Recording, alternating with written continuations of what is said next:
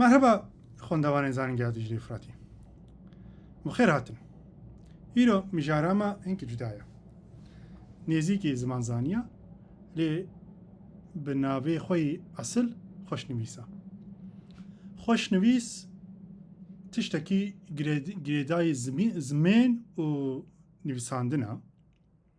تتكلياوي زمان زاني رنينا تاني تكلياوي اوكو هردو جي لسر زمانك سر زمان شین دبن سر زمان بزن دبن اگر تکلیاوی به زمان زانی و تنبی ام چما بحثا خوش نویست کن از وی ویدیوی چه دکم جبرکو باوی من ورگراندن دکی زمانین دن لگاوا ورگراندن دکی لکردی هنتشتیوی کیما و مفرق کرکی او پرانی لسر گریدانکا بتایبەت ناوا زمانی کردی ده هیا اف جمله تام نراست بو هنگریدانک یعنی connectives انگلیزی هنکو به زمانی کردی ده تایبەتن و او بپرانی اشکره دبه گاوا کن هفوکین دریش چید کن گاوا هفوکین دریجون چید کن هفجینا و هفجنا کو هن هفوکین بچوک به هفره گریه بدن و اگر او ده هفوک یعنی سی هفوک به هفره تین گریه دان بالشكل كي او دبن قالكي كومبلكس و هفجنا کو بريك سيستماتيك وانا دابش بكن بحالين بكن پارشاكي بچوك كو داويدا ونكاربن وی هفوکی دریش بیسانی آواب کن نهازی سر بی نابسکن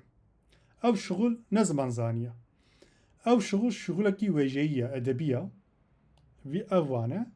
شغلکی ادبیه ویجهیه لیونه از باورم کیفا و لی بیج برکم امیدی سر زمانی کرمانجی بسکنه اب طایبت مندی نتنی بزمانی کرمانجی ده هیا او سورانی زازاکی و گورانی ده همان وقتی عینیه فرقا و نینا کاون وی خوش نویسی دید ونی تی بگیجن کو ونی کاربن همان خوش نویساندنی هر زاراوی کردی ده کاربن بکن بله کام دست پی بکن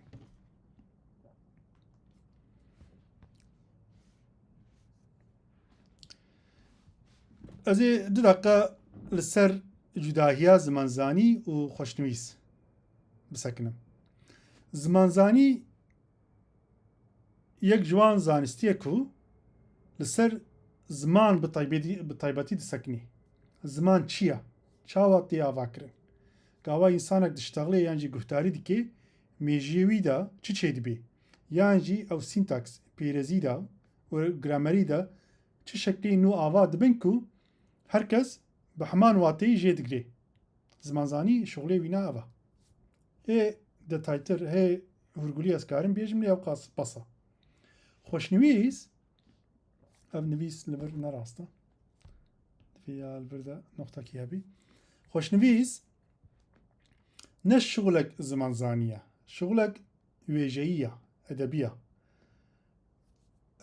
برهميوي أوكو هن داویدا خودیه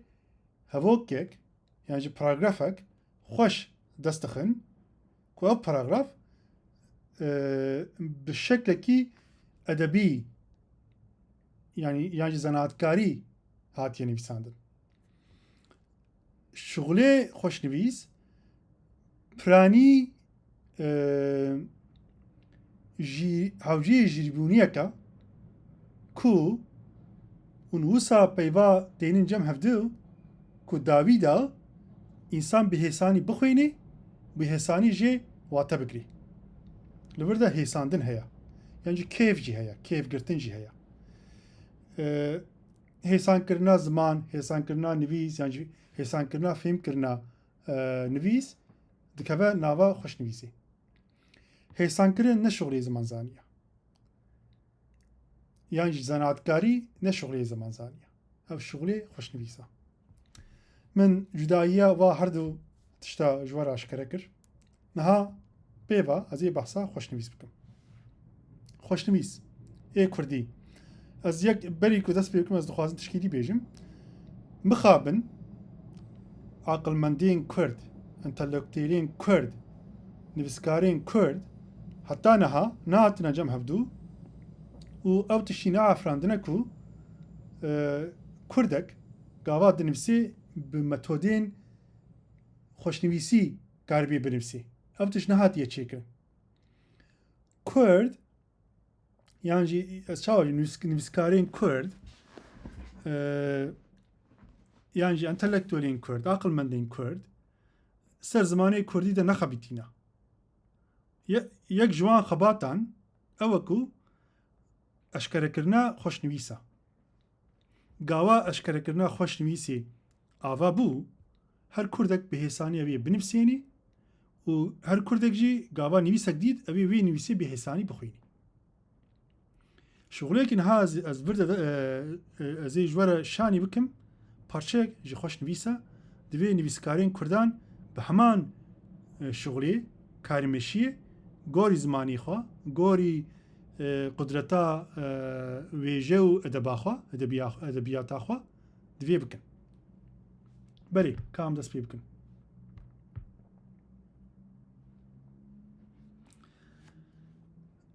کمپلکسیتیا هفوکان گوری پیوان امکارن هفوکا گرک کمپلکس بکن گرک دریج بکن لگاوام دریج دکن یعنی هم هفوکان به هفره گریدن دوی ام دیسا بریک سیستماتیکی به هفوکیره نیزیک ببن ام نکارن گوری قحفی خوا تشتا آوا بکن و گوری قحفی خوا هفوکا بین جم هفدو و ام بیجن او هفوک گلک هفوک به هفدوری گریداییه او اب پیکانه ام نکارن بینا بیجن دوی ام سیستمکی آوا بکن که هر کرد لسروی سیستمی ده بیجن هفدو جبركو از انجليزي زانم يعني ادبياتا انجليزي زانم باش زانم خوشنويسا انجليزي جي باش زانم جبركو كردي جي يك جوان مالباتي زمانا كوناوي وينا اندو يوروبيا و انجليزي جي يك جوانا جبركو انجليزي و كردي بهمان مالباتي دنا خوشنويسا واجي دجبن هفدو تشتيكو از لبر شاني دكم براني من جي انجليزي ورگرتيا انگلیزی چاوا خوشنویستی نویساندن ازی همان تشتی لورجی بکن چاوا انگلیزی ده دبش هیا اصلا بش گلکن اما تنی دبش آنیه لور کمپلکسیتیا هفوکان گوری پیوان امکارن بکن دبش گوری لیکره و گوری گریدان کن گوری لیکر خواست دید قانکر دا داین او گرگوهیزن لیکرین گرگوهیزن لیکرین گرگوهیز گاوات تین شغلاندن او صادقی هفوکی او صادقی کو اف هفوک دبی گلکی کمپلکس جبرکو کردی جی ارگاتیویا زمانی که ارگاتیوا توانگ نافده هیا گاوا لیکر گرگوهیز تی شغلاندن دوی ام بالا خو بدن وی کمپلکسیتیا کو گوری لیکران تی آوا کرن او جی پرانی لیکرن گرگوهیزا کمپلکسیتیک دن بو هفوکین دریش هنا او جی گوری گریدان کن خورود دی کو داکو کجه کوپی کولی کوتیدا کنافدا کدنافدا یعنی جی اف هم کمپلکسیتی تینن دناوا هفوکی دا ازی بحثا وانا جبکم بلی کام دوام بکن ما لوردا قالك ليكر هنا خواست ديد قانكر داين متني استني بحصاد ديد تكم ديتن لإيديجي هما وكي بيوا ديتا يعني ليكرا ديتا جبويكي بحث كرنا يكي بصا ديد مديدكو من او ديدكو دچه مالي من او ديدكو دچه مالي يعني جون كارم بيجن من ديدكو او دچه مالي او از کردیا وانا نزانم از انگلیزی وانات بیجم نومیناتیوا ابسولوتیوا سوری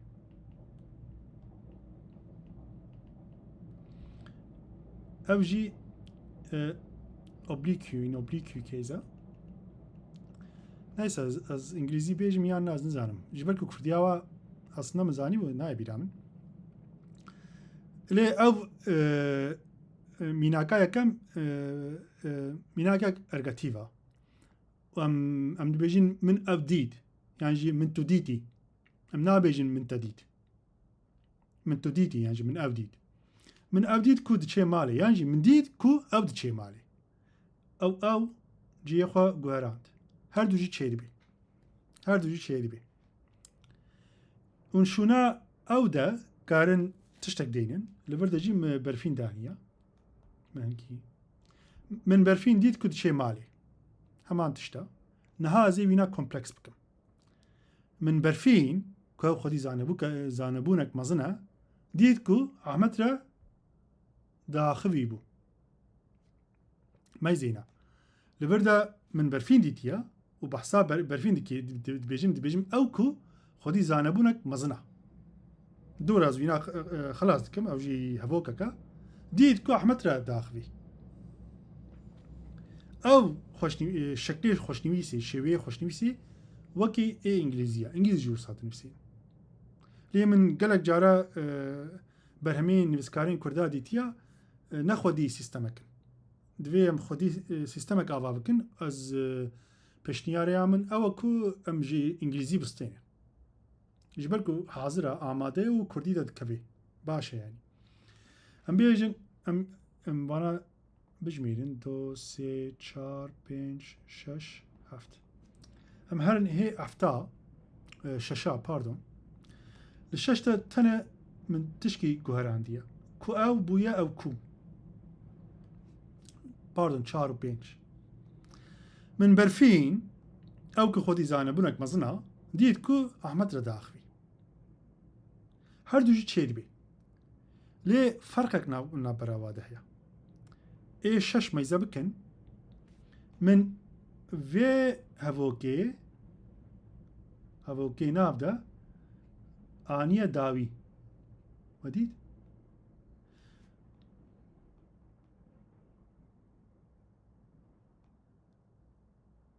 باردون حال بردا ما آنية داوي هذه من حال بردا آنية داوي فرقاوا أبا وني بيجن كو أو يعني آف كو أو كو عينيا براسينا عينيا ونتني أبكو بين داوي إيدي نايا داوي هكذا بيجن كو أو خودي زانه بونك نظام چه أو چه نابي تاني أو كو چه بي إنك سر فينا بفكرن ونيجي درخن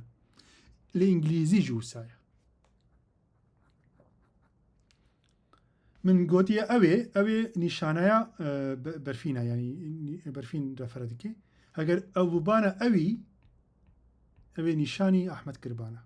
اجبركو نيرو مي ناو دهيا بلي لفي سلايدي دا مجورة چشاني كر كو أو ديد كو أو كو موانا جورة أشكرا كر من وسا كركو هن هفوكين بچوك خست هفوكي داوي آني هفوكو موسا كركو أو ما وكر هفوكي داوي وجي درخست بلي كام دوام بكن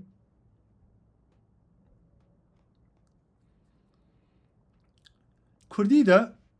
طيبت منديك هيا لي بي جي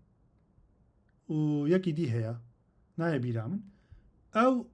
لويا بي بويا جي جويا أم وانا كندكن و أم وان لي جي و بيجي بكورا جريتن كو لي كو جي كو بي ونها جي درخن هزوينا بله میناکە یەکەمین مێردین کولێ gelek olên cuda hene bajareka Kurdan ya qedîma yê qedîma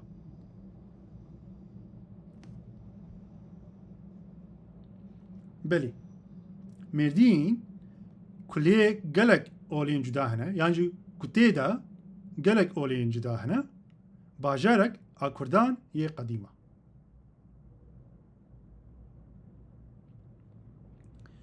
ê duyemîn mêrdîn ku gelên gelek olên cuda lê hene min şûnakî ku ez bikim ku lê min lê bir dawî her du jî çê dibe lê Kurdî de ev nehatiye standardîzekirin ez peşniyar dikim ku divê em her tim ku lê bêjin bi gelek sedeman gelek sedemîn wî heye yek gava hûn dest pê dikin û zanin kî li wir de hevokek piçûk heye ê duyem ew alîkarî me dike ku em karibin hemû ew pê jê lê standard bikin heger em her tim wêna bikin peyva yekemîn a hevokê ew dibe standard mînaka sêmîn 1 2 3 4 Ahmed kulê texsî xistibû anîn marî li vir de kulê ê Ahmed yanî mînaka Ahmed de ew lê mana wî cuda ye yanî em nabêjin ku tê de mînaka yekemîn duyemîn mana wî mêrdîn ku tê de ku nav de mêrdîn ku nav de gelek olên cuda hene yanî tiştê em behsa navbûnî tiştek nav de dikin lê mînaka sêmîn de Ahmed kulê texsî xistibû texsî lê xistiye yanî tiştek li Ahmed hatiye di nav de tiştek nehatiye ev manekî cuda ye lê hûn dibînin ku bi heman şêwazî tê nivîsandin ev jî hevokek kompleks e di hevok nav hevokek nava hevokek din de ye û bi alîkariya kulê tên bi hev re girêdan ê çaremîn Ahmed ku texsî lê xistibû em karin wisa jî bikin lê ez vîna pêşniyar nakim ev alîkariyê li me nake ku em Kurdî bikin standardize divê em bêjin kulê texsî xistibû û rehettir e belê em dewam bikin behsa min kulê kir niha ez ê ku pê û ku jê bikim hûn ê bibînin ku jê Ahmed ku jê pere hatibû xwestin piştî du rojan reviya wedît em çawa peyva kompleks dikin Ahmed ku ew yek ji wan kesên qirêj bû û jê pere hatibû xwestin piştî du rojan reviya Ahmed ku ew yek kesên qirêj bû û jê pere hatibû xwestin û jê pere hatibû xwestin wedît Kurdî çawa xweş dibe ku jê heger hûn wisa nekin Kurdî standardize nabe bi wî awayî binivîsînin nivîsa wa wê gelek xweş be mînaka duyemîn 1 2 3 Ahmed ku pere jê hatibû xwestin heger hûn wisa binivîsînin ew peyv heysan nabe ê yekemîn baştir e mînaka sêmîn Ahmed ku jê re dibêjin fîta zilaman e Ahmed ku jê re dibêjin fîtê zilaman e ku jê re dibêjin fîtê zilaman e hate ber derî sekinî ev jî ku jê heye û lê function word jê re dibêjin ez ê dûra behsa wana bikim rê me lêdaniye Ahmed ku jê re dibêjin fîtê zilaman e hate ber derî sekinî wedî dem çawa peyva li hev tênin em dewam bikin em ê niha behsa ku jê bikin ga ew ne ku jê ye او کوپەیە pardon کوپێ گا کوپێ جۆ دکرن وەستیا بوو وەدیت ئەم چاوا پەیواتێنین جەم هەردوو گا کو بوێرە جۆ دکرن وەستیا بوو ئەحمەد کوپێرە کەس نەهات بوو بتەنا سەرێخوا لە هەفشێ دسەکنی ئەحمەد کوپێرە کەس نەهات بوو بتەنا سەرێخوا لە هەفشێ دسەکنی پێ دەرخستن کوتێدە کوناودا ماناوینە وەکی کولێیە کولێ یعنی ئەو چێنابێ ئێ یەکەمین و دیەمین ئاینە